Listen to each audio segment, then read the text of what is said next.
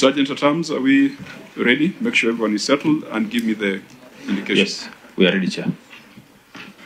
I'd like to welcome the delegation from Isiolo County Assembly to the Senate and to this meeting of the Public Accounts Committee. We've had a long day and we've been considering various reports since morning. It is now the turn of Isiolo County Assembly, and I think it would be in order for us to start with a word of prayer. Could I ask Senator Methu to lead us in prayer? Thank you very much, Honorable Chairman. Let us pray. Almighty God, we beseech you to behold with your abundant favor and blessings as your servants whom you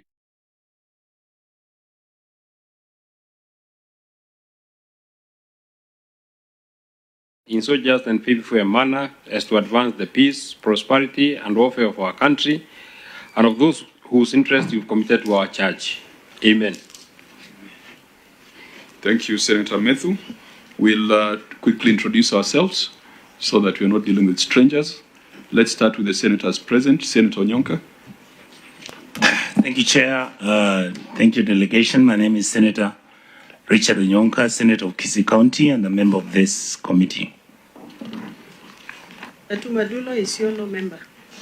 Thank you very much, Chair. My name is John Methu. I'm a senator of the Republic of Kenya from Nyandarua, a member of this committee. Vice Chair. Thank you, Chararge Kiprotich, Senator of the Republic of Kenya, but from Nandi County, Vice Chairperson of this committee. Honorable Chair, Honorable Senators, and Honorable Speaker and Clerk, Isiolo County. My name is Okiwa Mtatu Koiti, Senator from Busia and member of this county, of this committee. Thank you very much, Chair. This is Senator Mwenda Kataya Mufaya, Ndindi County, member of this committee. Senator Mariam Omar, member of the committee. My name is Moses Otieno Kajwang, Senator from Homa Bay and the chair of this committee, the clerks of the committee. Good evening, George Otieno, committee clerk. Good evening, Chair members. My name is Christopher Stimo, committee clerk. Good afternoon, Chair and members. Osman Hira, researcher. Michelle Otoro, legal counsel. Good evening, Chair and members. William Zento, the handset. Good evening, Chair and members. My name is Kevin Ekeno, delegation officer. Daniel Krua, Sergeant at Arms, this committee. Is that it for? Good evening, Chair and members. My name is Samuel Elijah Atachi. Chair, that's all from us. You're welcome, OAG. Thank you, Chair. I'm Mesha Konyango, Director of Audit, OAG. Mutai Philip from the Office of Director General. Good evening, Chair and Honorable Members. Mark Kashanja, Office of the Director General, Legislative Relations Office. Thank you. Welcome, OAG, EACC. Good evening, Chair and members. Patricia Chebet, liaison from the Ethics and Anti-Corruption Commission. Welcome, Control of Budget. Good evening, Chair and members. My name is CPA Nancy Kendi, a liaison officer attached to this committee from the Office of the Controller of Budget. I think that wraps it up for the stakeholders. We go to the Isiolo County Assembly.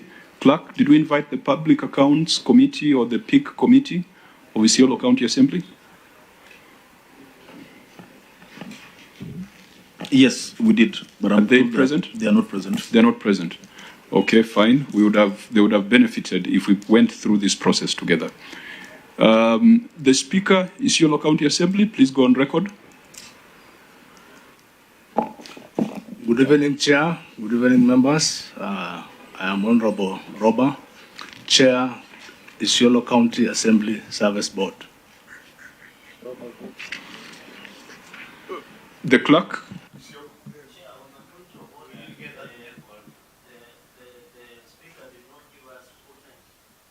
Speaker, state your full names, please. We might know you, but for purposes of records. The Honorable Senator, unless probably you want... Just state your full name, your official name, please. I said Honorable Mohammed Roba. Those are my full names. Okay. Unless you wanted that name. Okay. Clerk of the Assembly. My name is Salat Bor, clerk to the county assembly. The rest of the delegation, say your name, full official names, and what you do.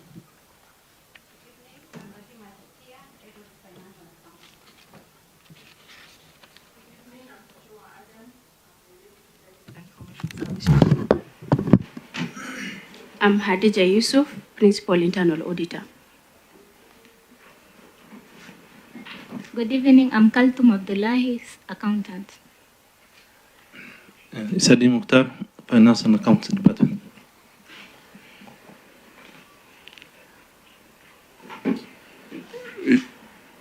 Has everyone gone on record? Okay. Clerk, when we adopted the agenda, was it for all the meetings, or it was for specific? Yes. So we need to do the adoption for this. Can I get a proposal?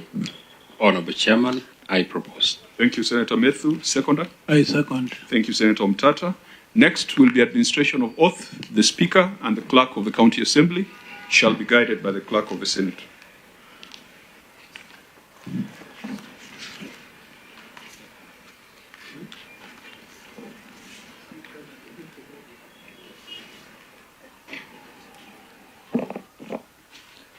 I, Mohammed Roba, do solemnly swear that the evidence that I shall give before this committee in respect of the matters before the committee shall be the truth, the whole truth, and nothing but the truth, so help me God.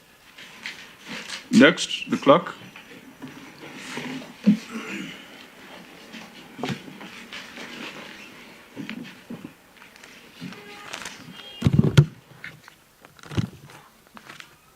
I, Salat Boru Guracha, do solemnly swear that the evidence that I shall give before the committee in respect of the matter before the committee shall be the truth, the whole truth, and nothing but the truth, so help me God. Next will be a tabling of written responses and supporting annexures.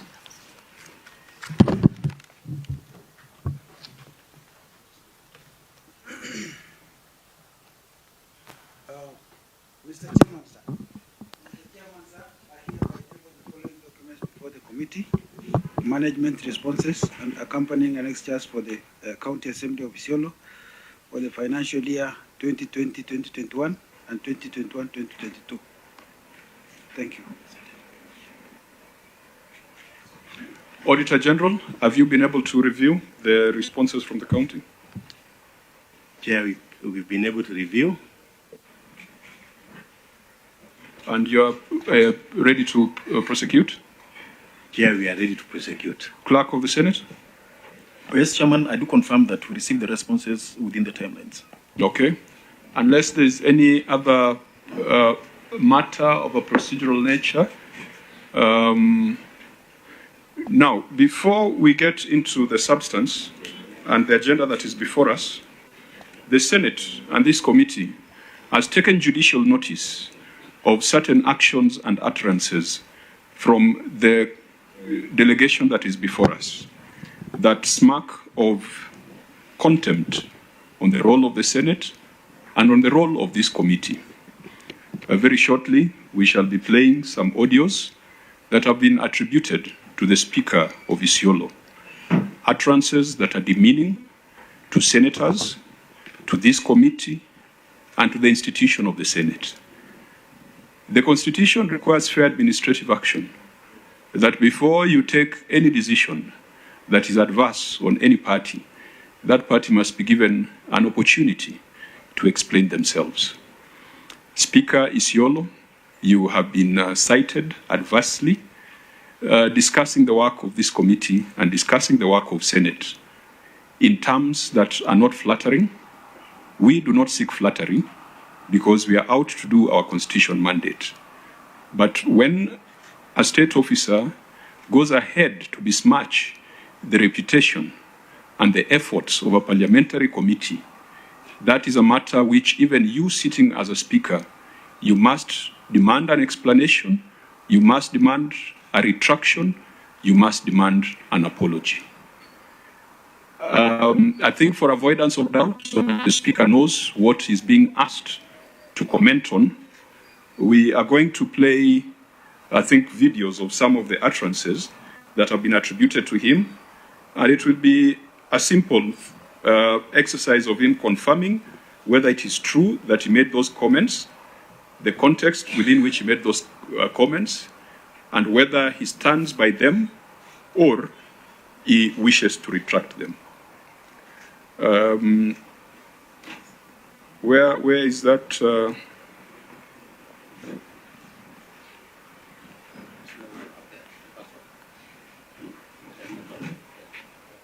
long is this one?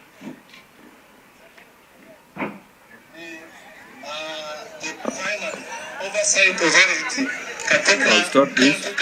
sisi kama county assembly ambayo tunafaa kuwa ni the primary oversight authority katika county government. Hatujaona kama hii county government iko na shida.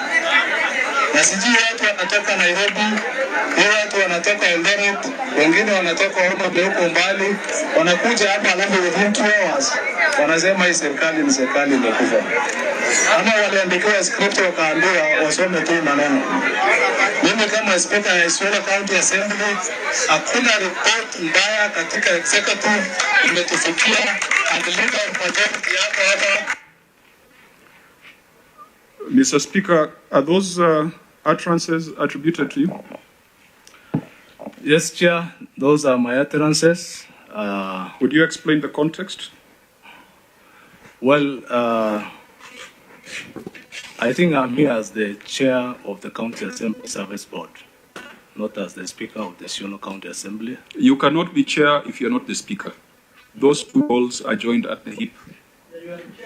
Yes, but the other one is political, and as far as, you know, the oversight role of this committee is concerned. So you agree with those comments, you are not repentant, and you think that they were made properly? It doesn't extend to oversight, legislative and representative role of the County Assembly. I stand with it. Chair, could I please? Speaker, what do you mean? Just for avoidance of doubt. I've told you to explain the context and to tell us whether you believe that what you said were right and proper.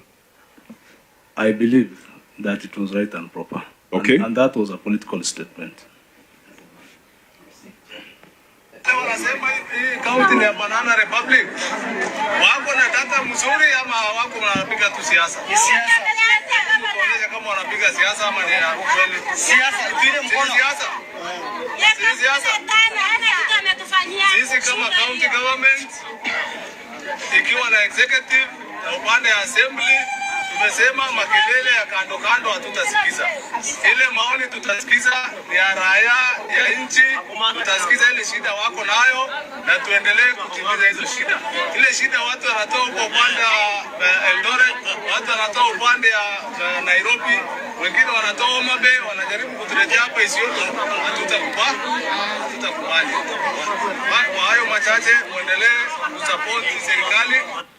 Mr. Speaker, could you tell me the problems coming from Homa Bay to Isiolo, now that you say you stand with these comments?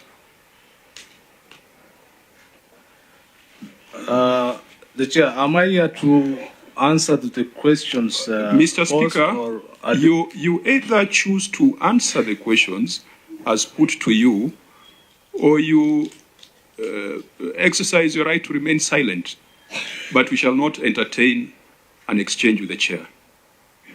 You have said you stand with the remarks that you made, and in translation, you have said you are not going to accept problems from Homa Bay, from Nairobi, from Kericho.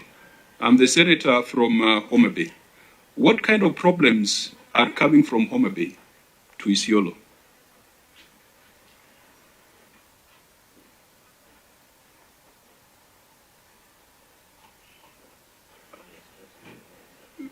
If you choose to remain silent, you say, I choose to remain silent. Yes. You cannot just sit there like a statue.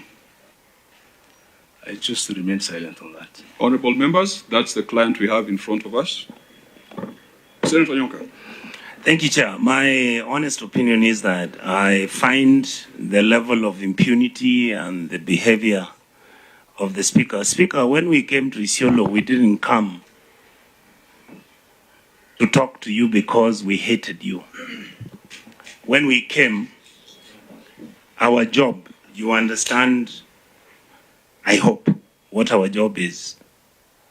And that job is secondary oversight, and the reality is that there is nowhere in the Constitution where it states that when a senator comes to Isiolo, his responsibility will not be part and parcel of even oversighting the county assembly.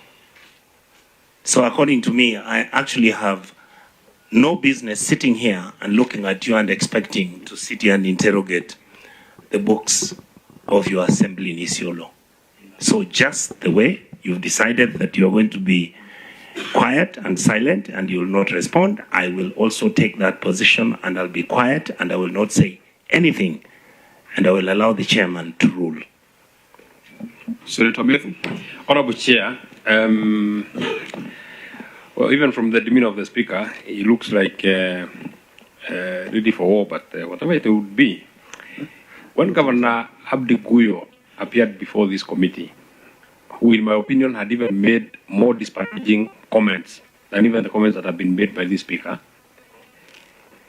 he was honorable enough to withdraw his comments and apologize to the committee. And that way we were able to proceed. But these are two houses of legislature, the County Assembly and the Senate. If a client disparages the Senate to the extent of what we've heard in those comments, and you still feel that, whether they are political or not political, you still feel that it is so difficult for you to withdraw these words and apologize to the Senate because, in my opinion, these comments are so disparaging. This very committee that you are speaking about, those very problems that are expected to come from Homa Bay and Nairobi and the other places, they are not very far because the people who had come from Homa Bay and other places are still in this committee. They are the people that you say that you want them to look at or interrogate your books of account, because, I mean, that is the law. So, Mr. Chairman, I am of this proposal. There are only two ways about this particular matter. Either the Speaker chooses to do the honorable thing of withdrawing those comments, apologizing to the Senate, we proceed and look at and interrogate the books that are before us, or we don't listen to him. That is the only way that we can be able to move. Be able to move. If I came to your county assembly, if you invited a client to your county assembly and abuses your county assembly outside there, but then wants to sit as a gentleman and wants to answer your questions, I mean, you cannot listen to him. So, and it is not my mistake. I hear that you have dealt with the legislature in the past. You are not like maybe somebody who has been picked from the street. You are a person who knows parliamentary procedures. So, I mean, once you are cornered, you know your way. Thank you, Senator Cherargei. Chair, I can see time is far spent. From the demeanor of my good speaker and my friend, he came for war. Even the way he's talking on the... Not at all. Order, Speaker. Allow the senators to make their comments. Speaker, so, Chair, looking today is a Friday, and I don't see from the demeanor, some of us who have gone to court, and of course he's aware of court procedures also, where he served previously, knows that the demeanor of the client or the accused sometimes might not be very good. And I'm surprised that the Speaker, who has a global view of the country, would reduce himself to utter such disparaging remarks against an institution where other institutions he has served before. Respect is mutual, is two-way. The problems of Homa Bay and Eldoret and Kisii are the same problems that he will rely to pass the ceiling for him to be paid as the Speaker to enjoy the perks and salaries, the same problems that he's accusing them of being problems. So I find it extremely uncomfortable, for lack of a better term, to to become a problem, yet when the ceilings and we just passed 400 billion, he would not be sitting as a speaker if there are no resources that will go to Isiolo County Assembly to preside over the sitting. MCS have to be paid, committees have to sit. Even when he was traveling to this committee, he has used public money, taxpayers' money, which is appropriated by the same entity that is calling it disparaging and abusing it. I think as a lesson to many others, and you know your friend, your good friend governor, came here and he was able to apologize and withdraw. And we were able to proceed, Chair. Having realized, you know, sometimes at the heat of the moment in political arena, sometimes we can say something that sometimes we might not have meant it, or we made it out of maybe excitement out of the day or pledging loyalty. So I think as the Speaker, as you give a ruling, Speaker should tell us whether he is working for the county executive or he is working for the county assembly. And as a Speaker, naturally, the Speaker should be neutral because county assembly or parliament has both sides of the aisle. There are people who support the government of the day. There are people who criticize. But as a Speaker, you cannot take a position to say that. I know the Speaker might have made that one for a particular audience, specifically for the governor, to be happy. But on this one, he must know as the Speaker of the Isiolo County Assembly, he is the leader, that is the umpire of County Assembly. Chairman, realizing that the Speaker is not interested in withdrawing or apologizing to the committee,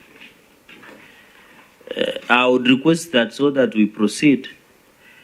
You know, human beings need sometimes to reflect. He can be given leave to go and reflect whether he wants to deal with Parliament or as a Senate, or he would want to abide by the rules and procedures of the House. Because, Speaker, in conclusion, in any instance, your committee summon CEOs, they summon within. You can imagine if the chief officer will disparage your MCS and wants to appear before the same committee, yet he has a low opinion, or he doesn't believe that an institution of Isiolo County Assembly should be operating. We must respect each other as institutions. So, Speaker, I think through the chair, the Speaker, who is the Speaker, and I want to assist him, because he's my good friend, that you would not be the chair of County Assembly Service Board if you are not a Speaker. You cannot be the chair of Senate Public Accounts Committee if you are not nominated or elected by the people of Omabe. You cannot be a member of this committee, Senator Dulo, if you are not elected by the people of Isiolo or you are nominated. So, those roles are intertwined. The president, you cannot become the chief of defense forces without being the president of Kenya or commander-in-chief of the armed forces. So I think the Speaker should allow to take leave, go and reflect. I know he came from Umrah, or was it, I saw him praying sometimes back, essentially. So he should go back and reflect on what it means well for this country. I thank you.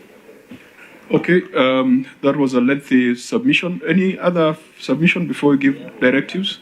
Senator Mtata.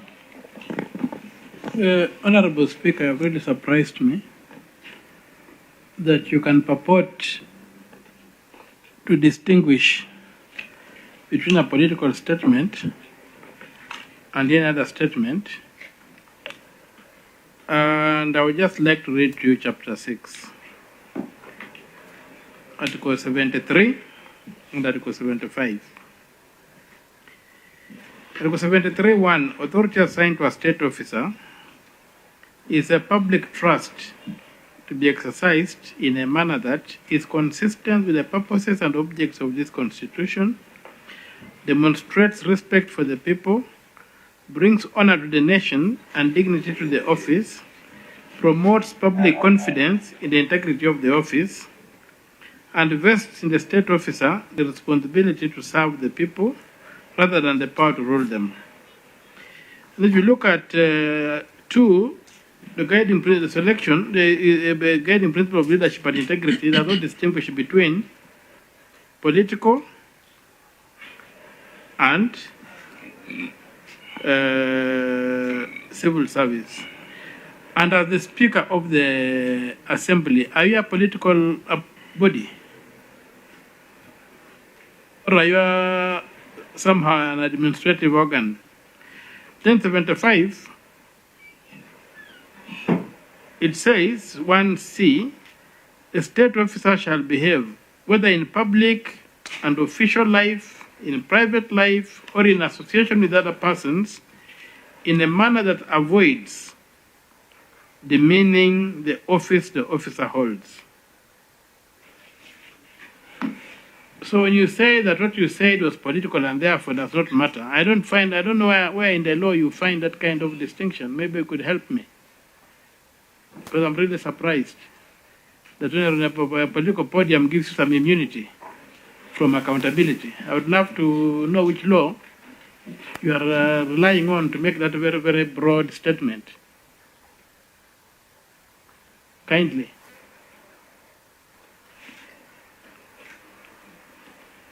Speaker. Chair, whatever has been said has been said. That is now past us. I wish to withdraw that statement wholly and apologize for us to move on. Honorable members, I have looked at the Constitution, I have looked at statute, and I've looked at our standing orders. If the Speaker was a member of Parliament, I would be making a decision based on Standing Order 121 on disorderly conduct. But he is not a member of the Senate. Because he's relating with Parliament, I will refer him to the Parliamentary Powers and Privileges Act on prohibited acts in respect of Parliament and its members. And I find, despite what he's trying to frame as an apology, I find that some of the prohibited acts in respect of Parliament and its members, which is in Section 26 of the Parliamentary Powers and Privileges Act, a person shall not assault, obstruct, molest, or insult any member preceding to, being within, or leaving the presence of Parliament, or endeavor to compel any member by force, insult, or menace to declare himself or herself in favor of or against any proposition or matter pending or expected to be brought before Parliament or any committee.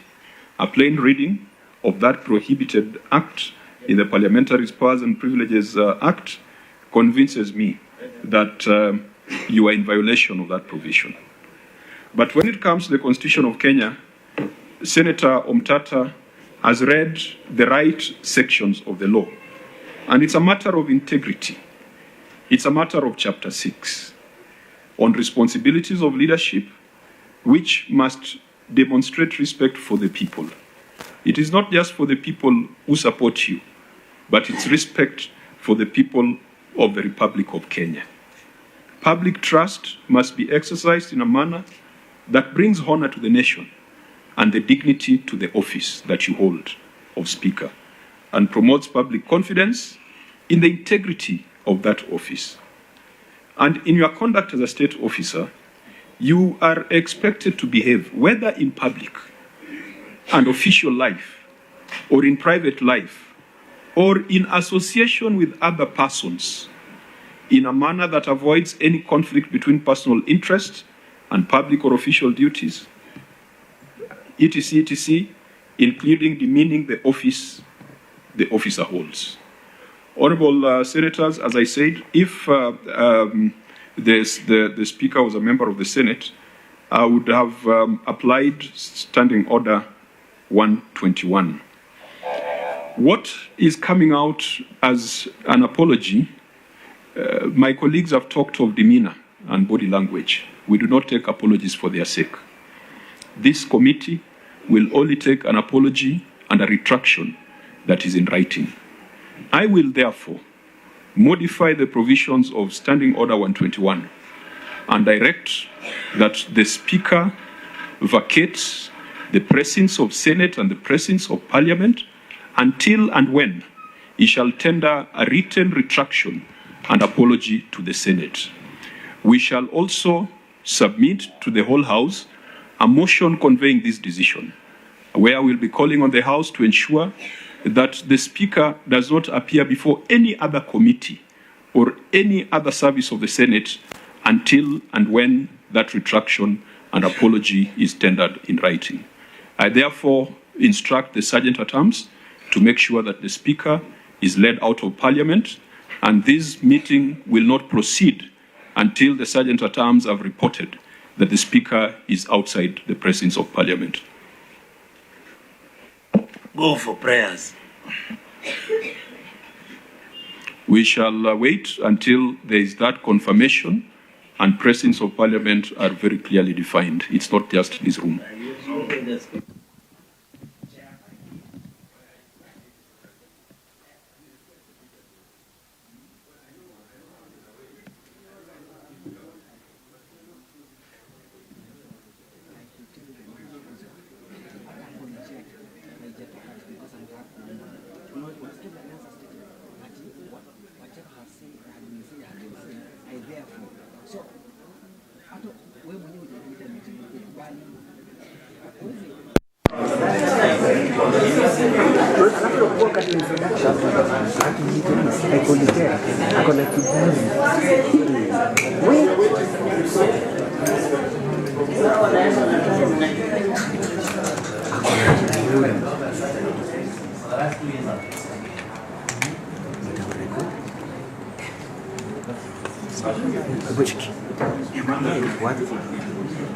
Si lazima kamera record. Watakuwa na record. Ndio nasema. Hebu nipatie katawisi niambie kamanda kujii sorry.